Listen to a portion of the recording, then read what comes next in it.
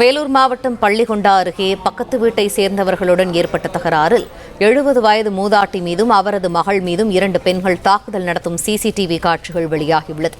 மேலும் கூடுதல் தகவல்களை எமது செய்தியாளர் பிரபு வழங்க கேட்போம். பிரபு, இந்த தாக்குதலுக்கான காரணம் என்ன? விரிவான தகவல்களை பகிர்ந்துக்க. வணக்கம். வேலூர் மாவட்டம் பள்ளிகொண்டா அடுத்த அகரம்சேரி பகுதியில் வசிப்பவர் குமாரி. இவர்களது வீட்டில் உள்ள இடத்தில் தென்னை மரத்தில் இருந்து தேங்காய் விழுந்துள்ளது. அதனை பக்கத்து வீட்டுக்காரரான பரிமளா எடுத்து சென்றுள்ளார். எங்கள் தேங்காயை நீ ஏன் எடுத்து செல்கிறாய் என்று குமாரி கேட்டுள்ளார். இதனால் அவர்களுக்குள் வாய் தகராறு ஏற்பட்டுள்ளது. தகராறு முற்றி கை கலப்பாக மாறியுள்ளது. பரிமளா மற்றும் அவரது உறவினர்கள் குமாரியின் வீட்டுக்குள் புகுந்து கட்டையால் தாக்கியுள்ளனர். இதில் குமாரியின் தலையில் பலத்த காயமடைந்து மருத்துவமனையில் சிகிச்சை பெற்று வருகிறார். தேங்காய் பிரச்சனைக்காக வீடு புகுந்து பெண்ணை தாக்கிய சம்பவம் அப்பகுதியில் பெரும் பரபரப்பை ஏற்படுத்தியுள்ளது.